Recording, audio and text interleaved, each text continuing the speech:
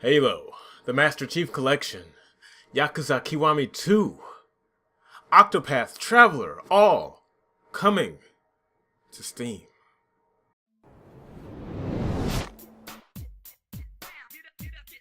I salute thee, fellow immortals. Welcome back. This is your one and only Immortal Afro, Josh, with some terrific news. As you can see by the title and the thumbnail, Steam is getting a buttload of amazing new games. The Master Chief Collection, which is all pretty much the Halo games, I believe up to Halo 4 or 5. Yakuza Kiwami 2, the best action game out on the market, in my opinion. And Octopath Traveler, a game that came out on Switch, I believe, last summer. A JRPG that I've heard a lot about. Never played, of course, because I don't have a Switch. But I've heard a lot of great things about it. Ever since its release, it's been getting a lot of good reviews. A lot of people on Twitter has been speaking highly of it. But now that it's coming to PC, I can finally experience it for myself. There's quite a bit to be excited for, and what makes this even better is that none of these games are exclusively hoarded by the Epic Store. Now, while Epic may do what they can, spending who knows how much money trying to get the exclusivity rights for games like Borderlands or Outer Worlds, the fact that these games are all coming to Steam pretty much give me pretty good hope for the future. Not only for these games, but for gaming in general.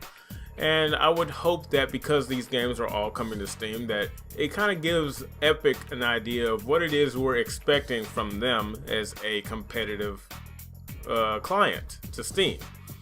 Because what they need to be doing is going out of their way to create some competition, more games, more in-house games to appeal to us as the consumer, as well as top priority, finish building their launcher. Only time will tell how far things come along, which is, to be expected at this day and age. But for now, let's celebrate all of these great games coming to the PC so that more people are able to play them, and that the publishers and developers that put in work behind them can be properly compensated for the amount of work that goes into these amazing titles.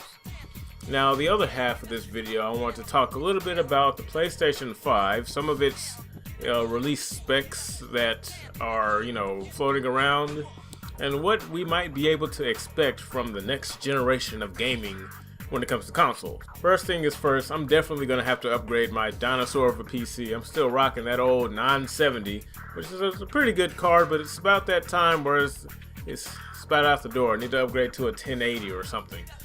But with the next generation of PlayStation making the rounds, I gotta say I'm not really too excited about the specs, because they always flaunt that like it's something amazing. And here they go again, 8K resolution. Who has an 8K TV? Just side rant. I really wish these guys will stop trying to butter us up with resolutions when the main thing we need from these consoles is performance. I'm assuming that since it's capable of running 8K, whatever that means, I would hope that they're capable of, providing at the very least, at the very minimum, 1080p, 60 frames per second. I would assume that if it can output 8K, that it should be able to at least do that.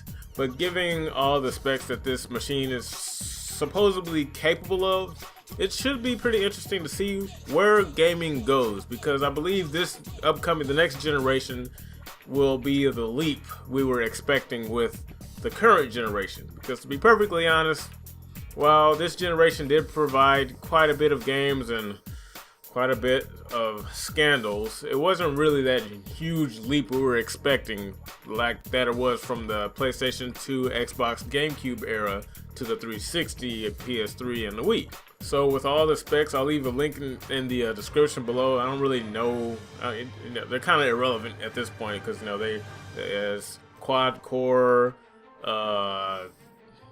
what's the name of that? Radeon or Ryzen architecture CPU. They say all these crazy words, but nothing really matters until we get our hands on the console itself and see what it can do. Me personally, I am more than happy with waiting about a year or two after a console comes out, because I don't want to be a beta tester for these companies, because, you know, the first versions of the consoles are the worst, let's be honest.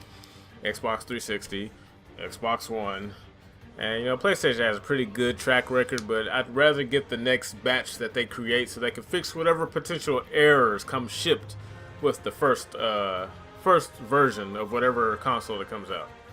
But anyway, as far as like as far as these consoles go, or the PlayStation 5, I don't really have high expectations. I just want to sit back and see what they got. And if PlayStation's track record is anything to go off of, I'm expecting good games maybe 2 to 3 years into its lifespan, because the PlayStation 3 and the PlayStation 4 had a very similar startup.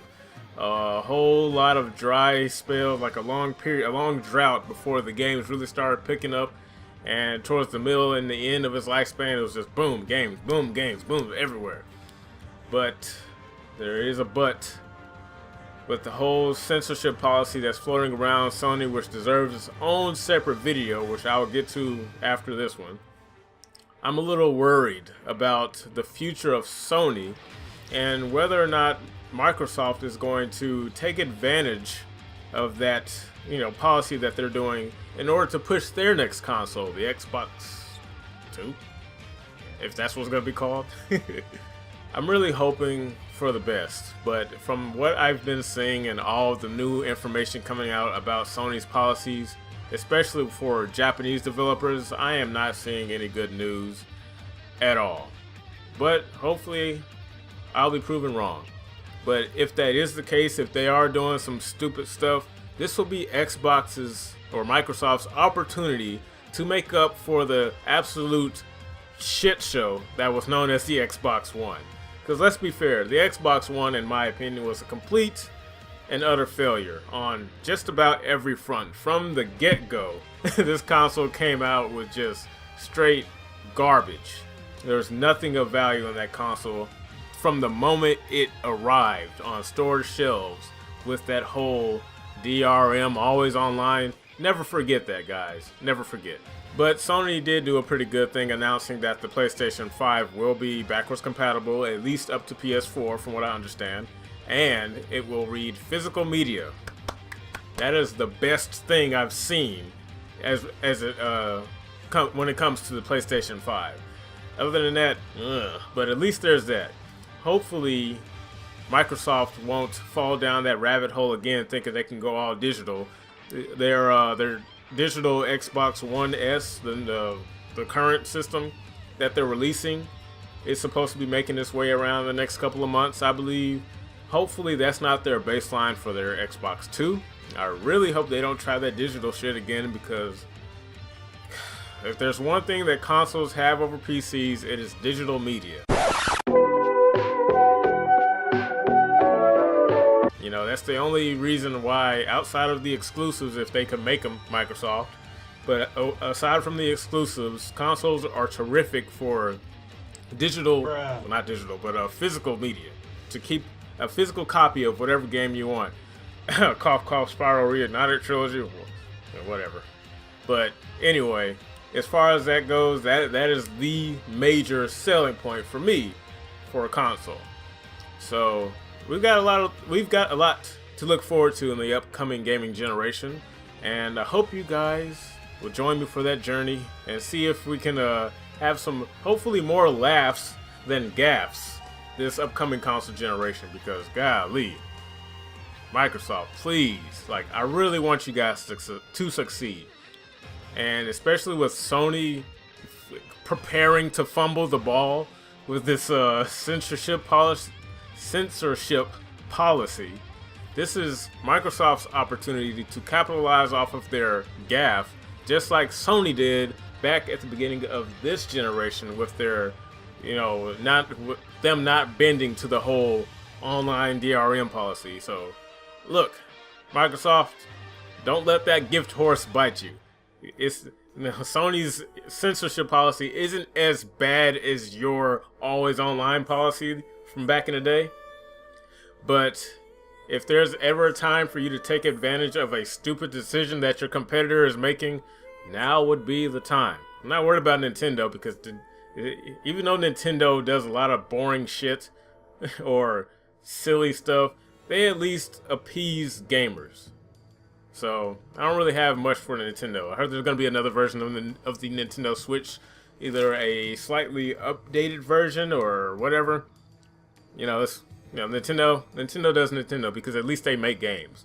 Anyways, folks, that was your video for today. If you have any comments or anything, add them below. What do you guys think about the PlayStation 5? What do you think Microsoft is going to do to win back the gamers' trust this generation that they couldn't do last generation?